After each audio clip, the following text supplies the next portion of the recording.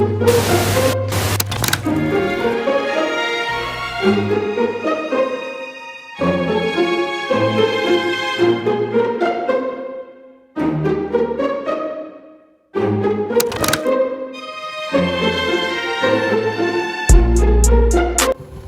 teman-teman semuanya, selamat datang di podcast kelompok 6.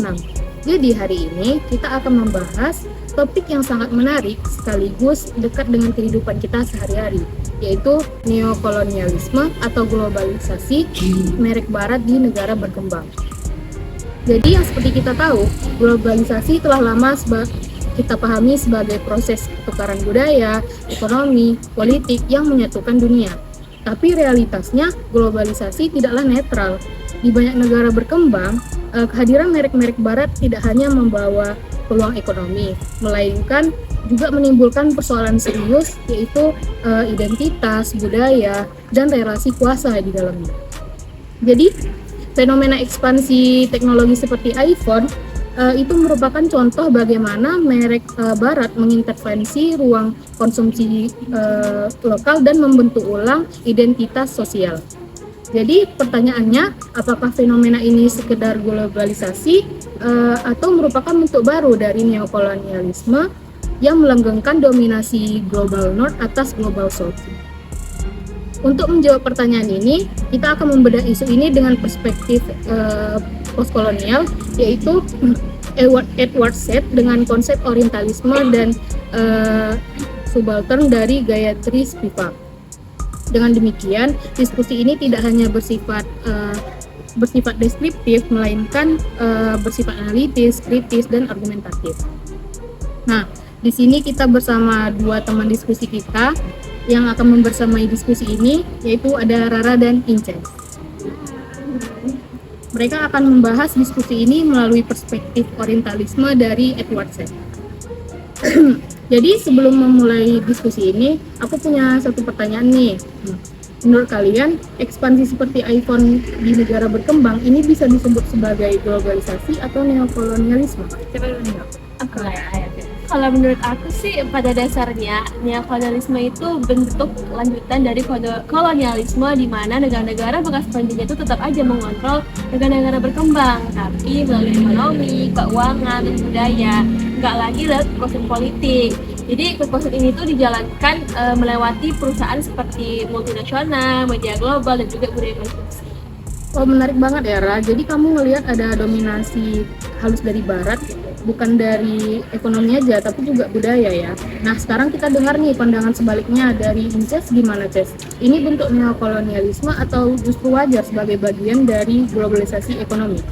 Nah, kalau menurut aku itu tuh wajar sih sebagai bagian dari globalisasi, karena globalisasi itu kan juga proses keterbukaan atau kerjasama nih antar negara. Nah, globalisasi juga menggambarkan adanya arus bebas barang, ide, dan teknologi yang menyebar di seluruh dunia. Maksudnya iPhone juga ke negara-negara itu termasuk contoh nyata dari globalisasi ekonomi yang kayak dibilang tadi, dan juga globalisasi teknologi seperti adanya pertukaran ide seperti yang disampaikan tadi. Dan aku juga melihat hal itu tuh saling menguntungkan di antara negara-negara yang berkecimpung di dalamnya. Juga secara umum praktik globalisasi, negara-negara itu tetap bebas memilih, berinovasi, dan menciptakan produk tandingan kayak yang mereka keluarkan tadi. Oh, jadi menurut Inces globalisasi masih dilihat sebagai kerjasama ekonomi ya, bukan dominasi. Tapi gimana tanggapan Rara? Apakah benar globalisasi bisa berjalan setara seperti itu? Kalau menurut aku ya, globalisasi itu punya unsur dominasi dan ketimpangan. Karena secara umum memang globalisasi itu menggambarkan arus bebas barang dan teknologi yang mereka sampaikan lah ya. Tapi dalam praktiknya arus itu nggak berlangsung secara setara. Karena yang menyebar teknologi, nilai, standarnya tetap aja barat. Sedangkan negara-negara berkembang kayak kita itu tuh cuma sebagai pasar sama produsen murah. Jadi bisa dibilang globalisasi itu bukan pertukaran dua arah ya di sini. Kayak ini nih macam proyek satu arah lah yang memperluas pengaruh ekonomi dan budaya barat. Jadi kalau misalnya dibilang ekspansi iPhone disebut globalisasi, menurut aku itu tuh istilah yang menyamakan relasi kekuasaan di baliknya. Padahal itu tuh bentuk dominasi. Tapi ya kalau misalnya kita lihat nih lebih dalam, kita analisis nih lebih dalam, justru banyak loh bukti yang menyebutkan bahwa ini tuh lebih tepatnya disebut globalisasi, bukan cuman penindasan. Kayak misalnya nih, pertama kayak hubungan yang terjadi cuma satu arah yang kayak Rara bilang tadi. Kan iPhone tuh nggak hanya dikirim dari barat lalu dijual ke selatan nih. Negara-negara kayak India, Vietnam, Indonesia itu tuh ikut terlibat dalam proses produksinya. Kayak India yang sekarang tuh bahkan merakit sekitar 14% iPhone di dunia dan jumlahnya terus naik nih, nggak cuma stuck di 14%. Nah, Vietnam juga memproduksi berbagai komponen penting penyusun iPhone, yang artinya dari pernyataan tersebut tuh negara-negara global south itu tuh nggak cuma jadi pasar tapi juga menjadi bagian dari rantai produksi global. Terus juga yang kedua menurut aku itu ada loh manfaat ekonominya, yang mana di perluasan industri Apple ke Asia itu tuh malah membuka lapangan kerja baru nih untuk orang-orang di global south, juga membawa investasi asing dan memicu adanya transfer teknologi. Terus di India saja lebih dari 150.000 orang pekerja itu tuh bekerja di pabrik yang bermitra dengan Apple. Terus juga pemerintah di global south itu tuh gak digolongkan sebagai pasif. Mereka juga punya aturan tersendiri agar perusahaan seperti Apple itu tuh ikut mendukung ekonomi lokal, seperti kayak lewat syarat produksi di tempat mereka. Terus juga mungkin yang bisa aku sampaikan tuh kayak masyarakat di global south itu tuh nggak cuman digolongkan sebagai korban pasif, yang mana orang-orang yang beli iPhone khususnya di global south itu tuh kan pilihan ya, bukan paksaan. Kayak pasar-pasar di Asia Tenggara itu tuh bahkan menyumbangkan 15% penjualan iPhone terbanyak di dunia. Banyak juga pengguna iPhone itu untuk produktivitas, juga ada bisnis online nih yang sering kita lihat, terus juga pendidikan, ekonomi digital, bukan cuman sekedar ikut budaya barat. Terus juga mungkin pandangan aku yang terakhir lah, ekspansi iPhone tuh nggak cuman nggak sama lah dengan neokolonialisme, karena nggak ada paksaan politik ataupun kontrol langsung nih dari global north. Negara-negara di global south itu masih punya daya tawar yang mana mereka tuh bisa mengatur regulasi, membatasi impor tadi, dan mewajibkan untuk produksi produk lokal. Yang mana seperti Cina, India, Indonesia itu tuh udah berhasil nih melakukan itu. Itu sih menurut pandangan aku kan. Bentuk dari globalisasi itu nggak bisa loh kita lihat senetral dan semuanya itu cendil, karena globalisasi itu aja udah proses yang nggak netral, dan itu tuh melanggengkan neokolonialisme. Kita bahas satu lah ya. Di awal aku udah nyebutin kan neokolonialisme itu apa. Nah, jadi hal ini tuh bisa aku perkuat sama pemikirannya Edward Said dalam caranya Orientalism. Dia tuh ngebicarain gimana Barat ini membentuk citra, dan dia tuh ngerepresentasiin Timur nih, dan dia ngebentuk kuasa kolonial. Jadi dalam Orientalism dia tuh menjelaskan kalau kolonialisme itu nggak hanya bekerja melewati dominasi politik, tapi juga produksi wacana yang menggambarkan Timur sebagai yang lain, kayak inferior lah, tradisional, tertinggal. Jadi sementara Barat ini dia gambarkan sebagai simbol rasionalitas, kemajuan. Jadi cara berpikir ini masih berlanjut dalam praktik globalisasi merek Barat. Termasuklah ekspansi iPhone ke negara-negara kita yang berkembang nih. Statement pertama dan kedua bilang kalau misalnya negara-negara saat ini nggak hanya jadi pasar kan, tapi juga sebagai negara produksi global, dan adanya persoalan tadi itu membuka lapangan pekerjaan. Tapi sebetulnya negara-negara global itu hanya jadi rantai di bawah sistem, karena riset, desain, brand itu masih dilakukan sama AS. Terus produksi yang dilakukan di negara-negara kita yang berkembang kayak India, Vietnam tuh upahnya masih murah, Jess. Terus nggak ada kontrol, jadi keuntungan besar pun tetap mengalir ke barat gitu kan. Terus membeli iPhone bukan pilihan itu menurut aku salah besar sih, karena terciptanya pilihan itu tuh proses dari masuknya budaya barat yang masuk lewat globalisasi. Jadi barat tuh berhasil aja tuh nge-framing orang-orang kalau misalnya beli iPhone itu karena iPhone ini banyak keunggulannya. Jadi orang-orang kalau misalnya beli iPhone tuh dia keren gitu loh. Jadi kayak itu tuh sebuah dominasi yang nggak dilakukan secara paksa, tapi kayak ya udah orang terima karena dia tuh emang kayak gitu kan. Terus juga Antonio Gramsci bilang kalau misalnya kekuasaan modern tuh nggak selalu bekerja dari paksaan, tapi lihat persetujuan yang dibentuk secara kultural, dimana Barat ini nggak perlu sih maksa kita orang-orang global itu untuk beli iPhone, karena kita udah percaya kalau misalnya kita beli iPhone itu kita menjadi orang yang berkelas gitu. Iya ya, jadi menurut Rara dominasi barat ini udah masuk sampai cara kita memaknai modernitas ya. Gak heran sih kalau orang yang melihat punya iPhone tuh sebagai simbol status sosial ya. Kalau gitu Ces, setelah dengar pandangan Rara, menurutmu masih melihat ini nih murni sebagai globalisasi? Gimana ya dia sebetulnya aku sebenarnya masih ngeliat ekspansi iPhone tadi sebagai bentuk dari globalisasi sih. Cuman ya aku mulai paham kenapa Rara tadi muncullah kecurigaan bahwa praktiknya itu nggak benar-benar netral. Karena memang nih kita lihat keterlibatan negara source tadi yang kayak Rara bilang di rantai produksi itu bersifat koordinatif nih, yang mana riset kayak Rara bilang riset, inovasi terus kebijakan tetap pengen di barat. Sementara negara-negara seperti India, Vietnam itu tuh cuman jadi lokasi produksi dengan upah yang rendah. Yang membuat aku masih nilai ini sebagai globalisasi itu karena negara-negara global south itu sebenarnya masih punya ruang agensi, meskipun yang kita mungkin yang dari pandangan relatif menjadi terbatas ya. Karena mereka bisa memanfaatkan kehadiran perusahaan-perusahaan barat tadi untuk membuka lapangan pekerjaan, meningkatkan adanya investasi asing dan membangun kapasitas industri di negara global south. Tapi memang di saat yang bersamaan aku tuh sadarlah bahwa partisipasi yang dibilang tadi itu sebenarnya juga udah terstruktur dari dan sudah didesain dari barat tuh sejak awal. Jadi ya setelah dipikir kayak sama aja sih jadinya keterlibatan global south itu juga menjadi bagian dari bingkai neokolonialisme yang mana yang dibangun oleh barat, yang berarti kayak orientalism yang disebutkan oleh versi Edward Said itu tuh masih tetap eksis tuh sampai sekarang. Terus juga soal pilihan membeli iPhone, awalnya aku melihat itu sebagai memang konsumsi sukarela kan, yang mana orang ya udah beli iPhone ya udah karena speknya aja.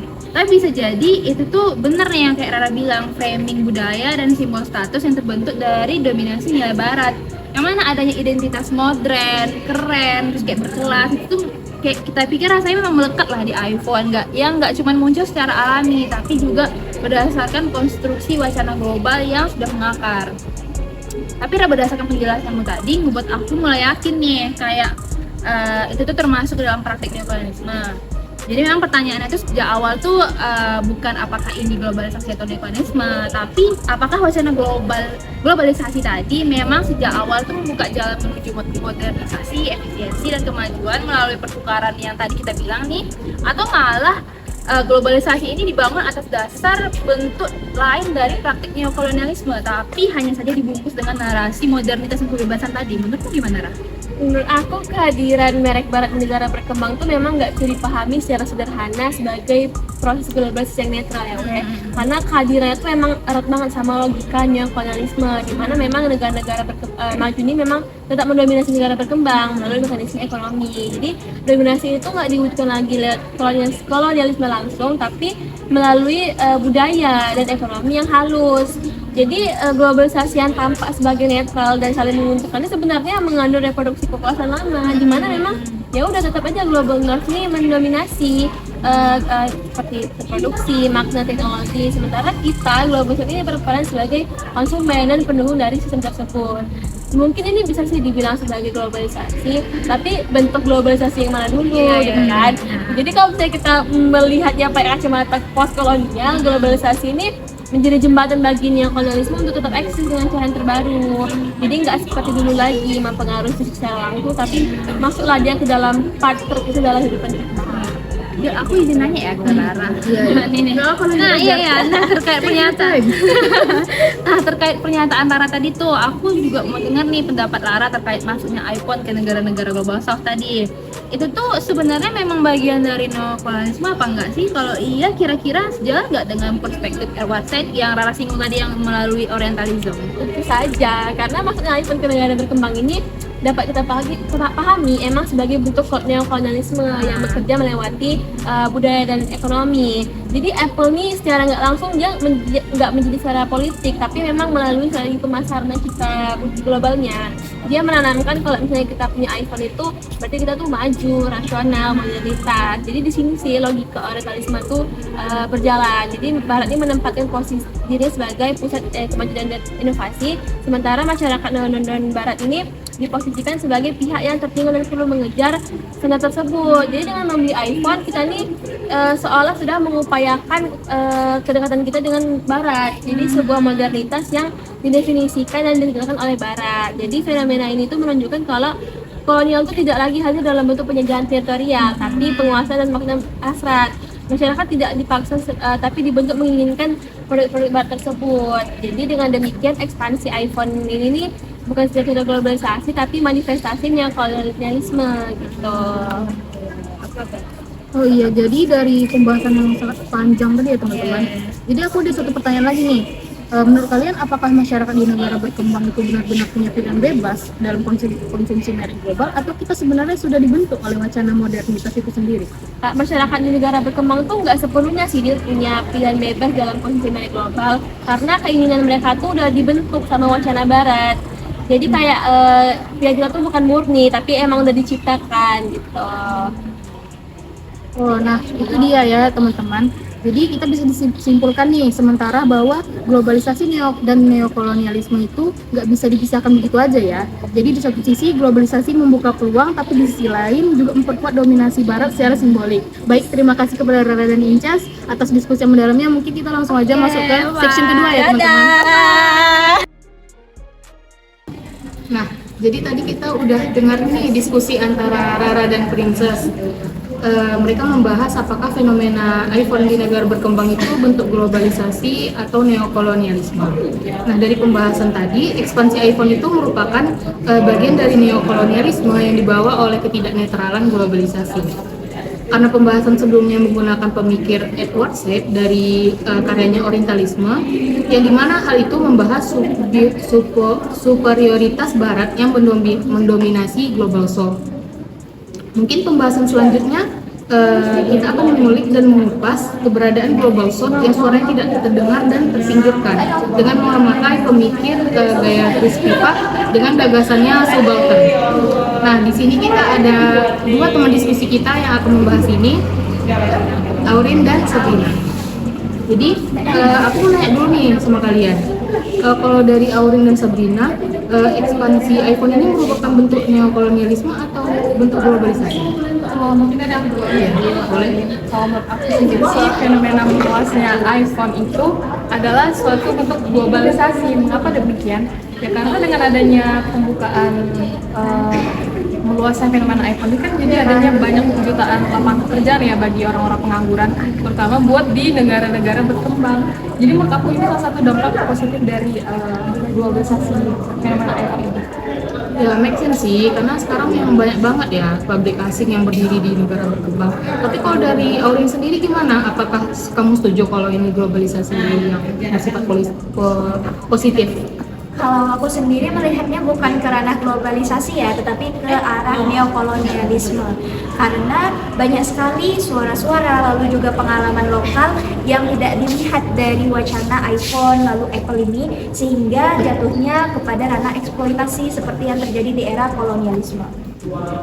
Oke, tapi menurut aku ya soal masalah kolonialisme itu nggak hanya cuma iPhone, salah satu-satunya perusahaan multinasional di dunia yang melanggengkan eksploitasi seperti yang Aurin katakan tadi. Karena iPhone ini kan cenderung ya, walaupun mereka berargumen nih iPhone ini eksploitasi bla bla demikian, tapi nyatanya masih banyak pemerintah di negara berkembang tuh yang masih ya melakukan eksploitasi terhadap rakyatnya sendiri. Jadi menurut aku eksploitasi bukan hal yang baru di dunia modern seperti sekarang. Iya, jadi kamu melihat bahwa aktor lokal juga punya andil ya dalam menciptakan kondisi ini ya. Jadi bukan semata-mata barat dan timur, tapi ada struktur internal yang ikut memperumit ya. Iya betul. Tapi menurutku guys, wacana tersebut itu merupakan salah satu warisan kolonialisme. Kita mempercayai bahwa aktor lokal itu bisa menjadi penjajah, padahal pada aslinya sebenarnya pihak asing itu adalah aktor utamanya. Selain itu, kalau zaman dulu nih kita tahu ada yang namanya Rodi dan juga Romusa ya. Tetapi di zaman sekarang itu, penjajahan itu dikemas pada buruh pabrik dengan nama risiko kerja, lalu juga jam kerja berlebih dan juga upah minimum. Oke, jadi membahas mengenai warisan kolonialisme ini ya guys. rasa aku nih pribadi, menurut aku nggak etis sih kita bandingin gimana kejamnya penjajahan zaman dulu yang kayak kerja Rodeo Romusha itu kayak sama fenomena iPhone ini yang diklaim sebagai bentuk praktiknya kolonialisme. Karena kan zaman dulu itu kan emang ya mereka nggak punya pilihan lain selain mengikuti. Kalau sekarang kan kita masih memiliki hak ya, mau kita kerja atau mencari pekerjaan di tempat lain yang lebih layak gitu ya. Nah, tapi kalau kita nih membicarakan mengenai kita punya pilihan untuk bekerja di tempat yang lebih layak, yang menjadi pertanyaannya kenapa pabrik iPhone itu tidak didirikan di negara-negara katakanlah Eropa ataupun Amerika. Malah mereka mendirikannya itu di China dan juga Taiwan seperti di pabrik Pegatron dan juga Foxconn.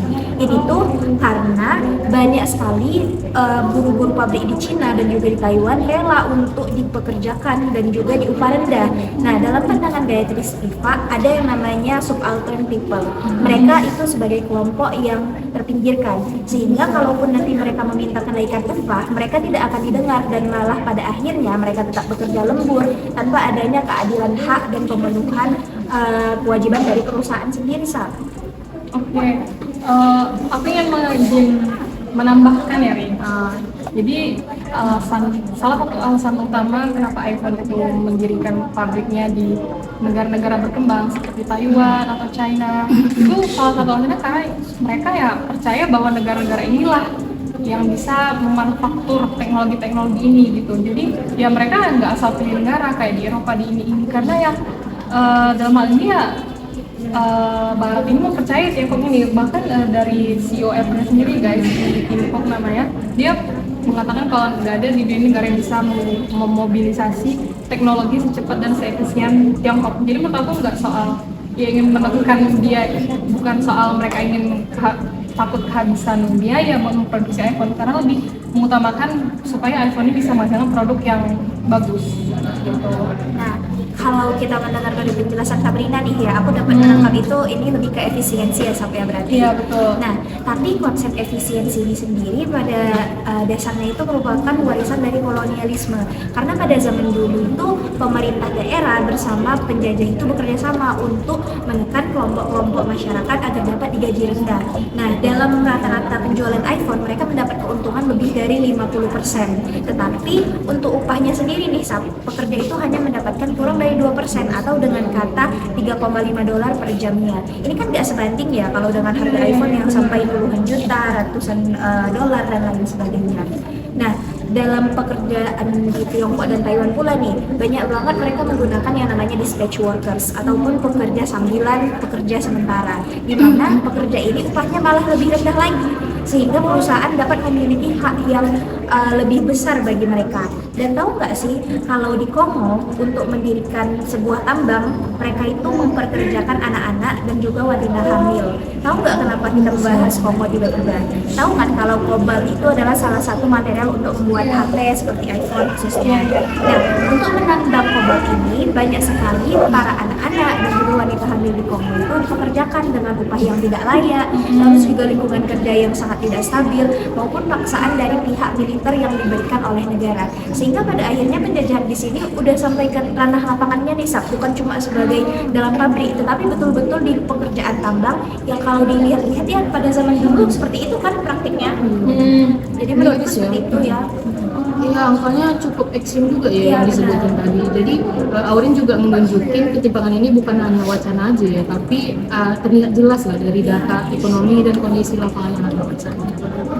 Oke, wow sangat kejam ya. Tapi aku ingin menambahkan lagi lah ya. Kan globalisasi ini rasanya nggak etis atau nggak fair kalau kita hanya menyalahkan globalisasi nih. Apa yang terjadi pada Kongo ini masih salah yang globalisasi. Menurut nggak fair ya, karena kan seperti yang aku bilang pada di awal tadi, dengan adanya globalisasi kan negara ini jadi ya yang mereka punya pekerjaan, negara itu bisa menginvest lah ke mereka dari yang mereka nggak tahu akan pengetahuan teknologi jadi tahu. Terus bahkan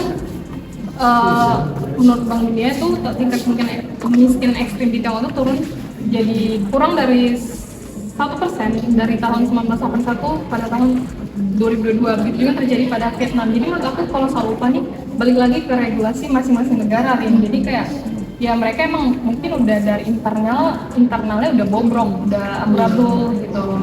Nah, pemikiran kayak gini sih Sab, yang menurut aku buat keadaan ini makin timpang ya, makin menjadi-jadi, karena kita merasa bahwa keadaan yang seperti ini adalah sebuah kenormalan. Nah, dalam pandangan Gayatri Setipak sendiri, ini dinamakan sebagai epistemic violence, di mana kenormalan seperti ini dijadikan sebagai suatu penerimaan bagi masyarakat kita, sehingga kita selalu menganggapnya ini sudah normal loh, padahal sebenarnya enggak gitu. Dan dalam kasus Tiongkok maupun Taiwan sendiri yang katanya udah mengalami kenaikan GDP dan lain sebagainya, aku rasa itu hanya terjadi pada sebagian orang ya, sebagian kelompok elit, bukan pada guru-gurunya, yang pada akhirnya orang-orang subaltern ini sama aja nggak mengalami perbedaan nasib. Dan kalaupun mereka nih, pemerintah dapat meregulasi menjadi lebih baik, kayak katakanlah Kongo menjadi lebih baik ke depannya, apakah mereka kita yakin bahwa hal tersebut betul-betul dapat dijaga dan dapat dijamin haknya bagi pemerintahnya? Karena para pemerintah di Kongo ini sendiri juga mereka berpartisipasi di dalam Uyghur tersebut. Mereka menggerakkan pihak militernya, tahu nggak sih kalau pihak militer itu disuruh untuk menggerakkan anak-anak dan juga wanita hamil untuk terus bekerja, sehingga kalaupun nanti keadaannya lebih baik, aku rasa in the first place ya nggak bakal ada keadaan yang lebih baik bagi tiap negara. Karena pada saat mereka sudah katakanlah terbebas dari tambang ini, pada akhirnya saat mereka bekerja di sektor lain seperti di Tiongkok, upah mereka juga akhirnya nggak bakal diberi kok. Wow, aku jujur nggak tahu ya kalau itu apa yang terjadi pada Kongo tuh salah satunya disebabkan karena pemerintahnya sendiri. Wah, oh iya ya, kayak apalagi kita melihat ke masa lalu waktu Kongo ini mewarisi pas masih dijajah Belgia, Belgia. Itu kan emang saat udah merdeka pun mereka tetap mewarisi sistem pemerintahan dan struktur ekonomi yang timpang ya. Ditambah lagi ya Barat melihat di sana ada sumber daya alam yang bisa benar-benar bisa menghasilkan banyak ribuan keuntungan ya, makanya makin dieksploitasi. Jadi sebenarnya itu merupakan salah satu warisan kolonial ya, dan menurut aku dan kita kayaknya udah sepakat nih kalau fenomena iPhone dari April itu emang merupakan salah satu neokolonialisme ya, karena banyak sekali hal-hal yang tidak kita lihat dan sebenarnya itu perlu disuarakan. Kalau dari kami itu aja sih Dil sepertinya. Ya, jadi dari diskusi sesi kedua ini kita dapat mengetahui ya guys, kalau pembukaman suara kelompok subaltern ini dapat dianalisis dari perspektif kolonialisme dengan konsep yang dikenalkan oleh Gayatri Setipak tadi ya.